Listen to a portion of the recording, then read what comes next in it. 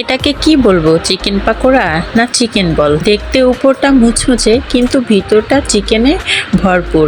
আসসালামু আলাইকুম everyone, welcome back to my channel রায়নের রান্নাঘরে। প্রতিদিনের মতো আজকেও আমি আপনাদের সামনে হাজির হয়ে গেলাম আরেকটি রেসিপি নিয়ে। আর এই রেসিপির জন্য আমি এখানে কয়েক টুকরো চিকেন নিয়ে নিয়েছি। আর এই চিকেনটা হচ্ছে বুকের অংশ, কারণ বুকের অংশতে হাড্ডি কম, এই জন্য আমি বুকের অংশটাই নিয়ে নিয়েছি। এবার আমি চিকেনটাকে সিদ্ধ করে নেব। কড়াইতে দিয়ে দিলাম, এবার দিয়ে দিব অল্প পরিমাণে একটু পানি, দিয়ে দিব অল্প একটু আদা রসুন বাটা, এবার দিয়ে দিব এক চিমটিখানি লবণ, আর দিয়ে দেবো একটা তেজপাতা, দিয়ে একটা ঢাকনা দিয়ে ঢেকে আমি চিকেনটাকে ভালো করে সিদ্ধ করে নিব।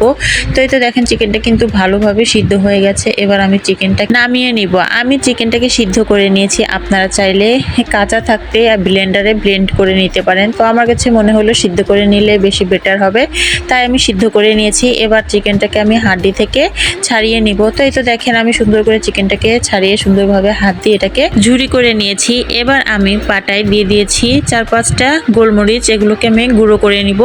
এবার একটা পাত্রের ভিতরে দিয়ে দিলাম 2 টেবিল চামচ বেসন, দিয়ে দিলাম হাফ টেবিল চামচ কর্নফ্লাওয়ার, এবার দিয়ে দিব কাঁচামরিচ কুচি, দিয়ে দিব পেঁয়াজ কুচি, দিয়ে দিব সিদ্ধ করে রাখা চিকেনগুলো, এবার দিয়ে দিব গোলমরিচের গুঁড়ো, দিয়ে দিব একটুখানি আদা রসুন বাটা, দিয়ে দিব জিরা বাটা, দিয়ে দিব পরিমাণ মতো একটু হলুদ, এবার দিয়ে দিব অল্প পরিমাণে একটু লবণ, আর দিয়ে দেবো ধনিয়া পাতা কুচি। আপনারা চাইলে টেস্টিং সল্টও দিতে পারেন টেস্টের জন্য, আর না চাইলে স্কিপ করতে পারেন।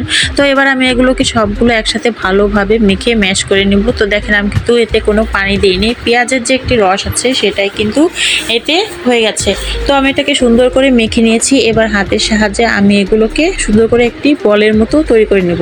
তো এই তো একে একে কিন্তু আমি সবগুলো বলই বানিয়ে নিয়েছি। এবার আমি এই বলগুলোকে সুন্দর করে ভেজে নিব। তার জন্য আমি কড়াইটা চুলায় বসিয়ে দিয়ে গরম করে নিয়েছি। এবার আমি এতে দিয়ে দিলাম পরিমাণ মতো তেল, তেলটাও সুন্দর করে গরম হয়ে গেছে। এবার আমি একে একে এর ভিতরে বলগুলোকে দিয়ে দিব। তো এই তো দেখেন আমি বলগুলো একে একে সবগুলো বল এর ভিতরে দিয়ে দিয়েছি। এবার আমি বলগুলোকে সুন্দর করে তেলে ভেজে নিব।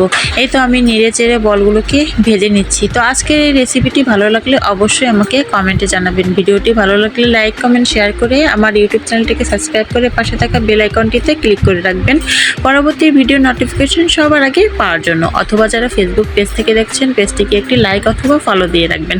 তো এই তো তৈরি হয়ে গেছে আমার গরম গরম চিকেন পাকোড়া অথবা চিকেন বল, যেটাই বলেন না কেন।